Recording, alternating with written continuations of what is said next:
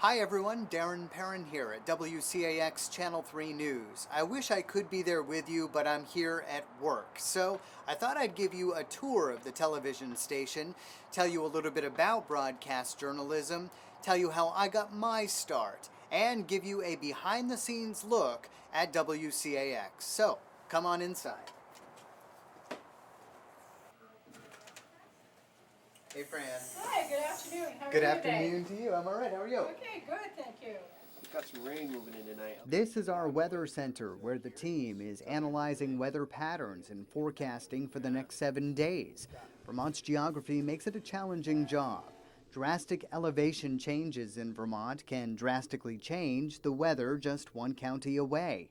Plus, Vermont is in an interesting location weather-wise, an intersection, if you will, of storms tracking from Canada, the west, the south, and up the east coast like Tropical Storm Irene did.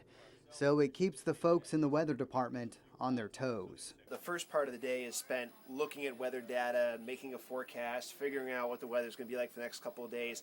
And then the second half of the day goes into actually making the graphics that you see on the air. We put all the stuff into the computer and ended up making up graphics. We start out with pieces of paper with high pressures, low pressures, fronts, and different rain blobs and whatnot. And then we take that and we draw that onto the screen where we have, where we think things are going to happen.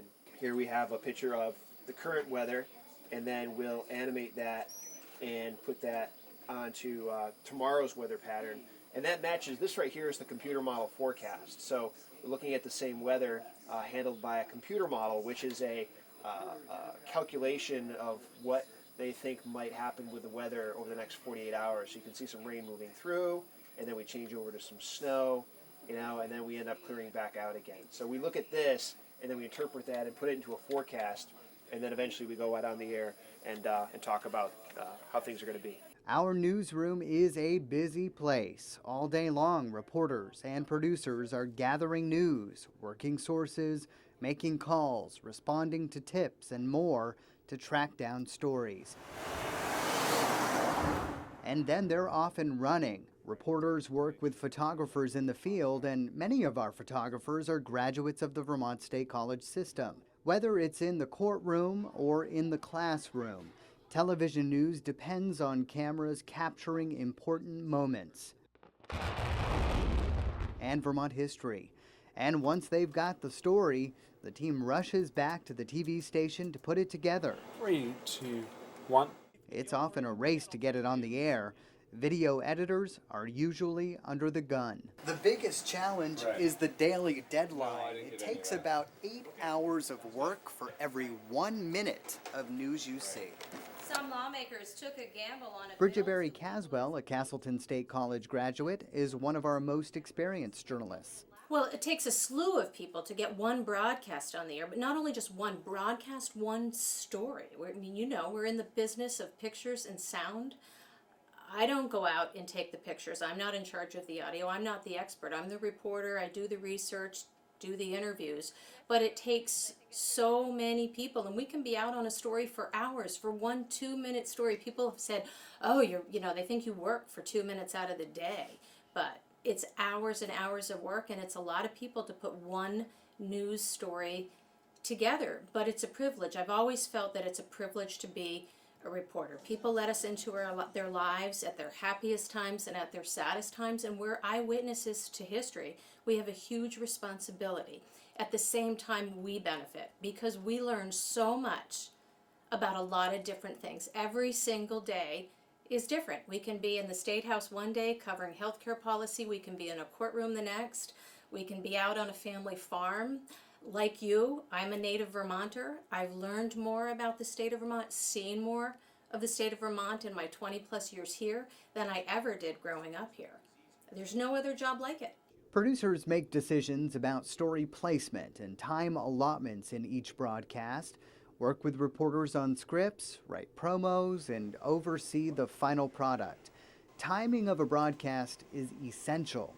It has to be timed perfectly to the last second, so the next show starts on time. Ready, red up full. Red. And it's our production department that is charged with making it all look good on air.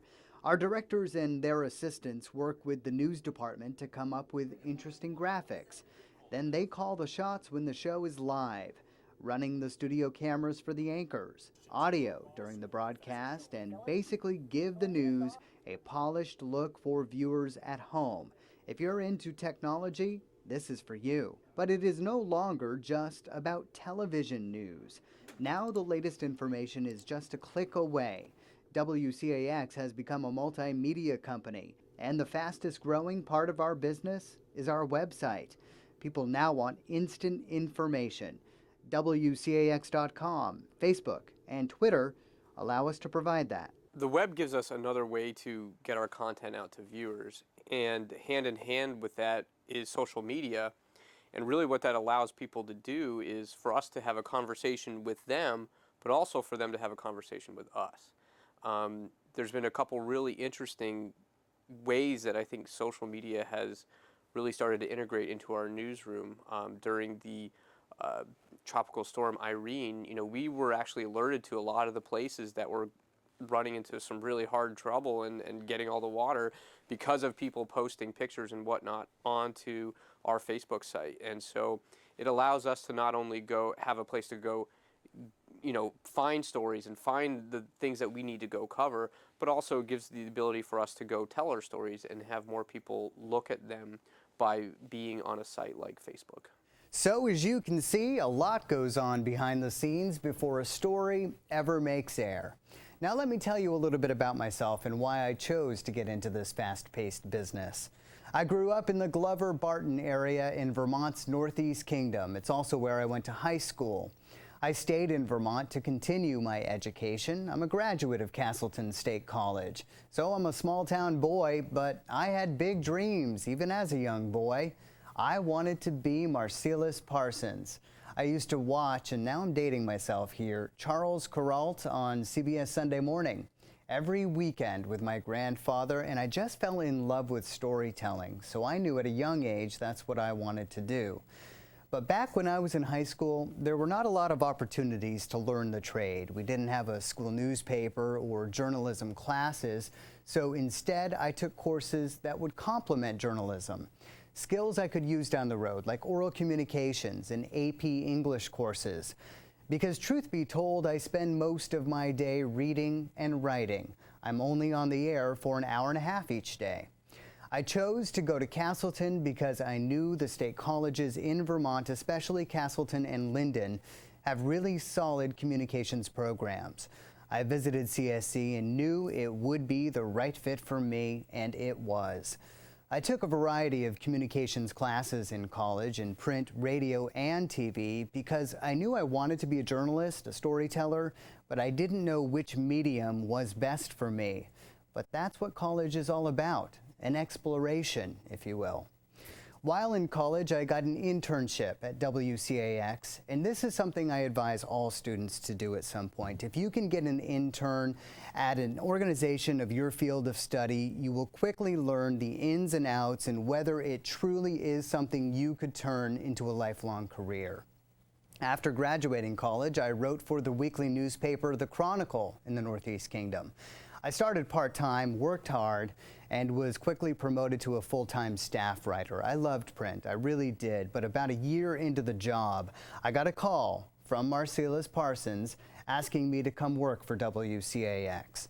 I was a young man and I knew this opportunity may never come along again, so I jumped at it, and it turned out to be the right move for me. Remember those dreams as a young boy? Well, I replaced Marcellus when he retired in 2009, and this job has given me opportunities to do things I never thought possible.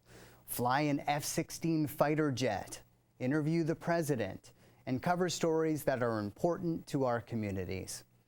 During my career here, I've won an Emmy Award, 9 Emmy Award nominations, 9 Edward R. Murrow Awards, a GLAAD nomination, and a dozen Associated Press Awards. Every time a convoy leaves Bagram Airfield, Vermont Guard members are always on alert, looking for anything suspicious along the road. But I'm most proud of the work I did in Afghanistan covering the war. I spent 2 weeks in Afghanistan with Channel 3 News photographer Lance McKenzie. It was a truly frightening, fascinating, educational, and emotional trip, and one I could not have experienced if I didn't work hard starting at a young age. So obviously you don't need to be making any career decisions now, but there are a few things you can do to start that preparation as you near high school. Study hard, get good grades. And many of you probably have Facebook pages, right? Well, keep them clean as you get into high school. Employers and even some colleges now are using Facebook to do research on applicants. We do at WCAX. Be careful what you tweet. All of these social networking sites can be great for business. As I mentioned, we use Twitter and Facebook, and it's great to get people to watch. But if it's something that could come back to haunt you, get rid of it. If you don't want your parents say to see it, don't put it out there. But most importantly, work hard and have fun doing it. Of course, you'll make mistakes along the way. Don't give up. Keep plugging along. We all make mistakes. And in fact, we've got a few to show you. Some news bloopers coming up. But first, let me just say thank you for listening. Best of luck. And now here are the bloopers. Been used for years to predict how Vermonters will vote. Nice day out there, but kind of chilly, Sharon. I didn't know it was my turn. Can you tell? She's raccoon, I'm I'm Fox. raccoon. I'm raccoon. All right, give us the verdict. Although he'll be eating. Well, thanks so much. Thank Good you. luck. That's good. That's good stuff. You're still chewing on the 30, and Mike's still eating, so I'm going to keep talking. Turn it over. Police in New York are getting.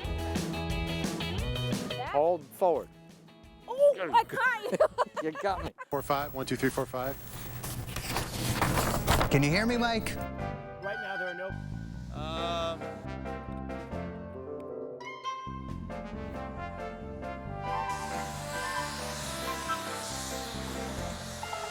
Yeah, okay. 3 news. It's why don't we do 6? Ow! Whoa!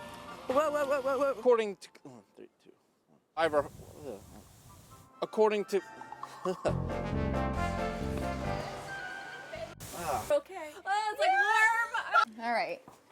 Let's do this quickly. Yep. 3, 2. Oh, silly. Oh. It's a Christmas present. Oh. Tilly. Come here. All right, Tilly. All right. Tilly.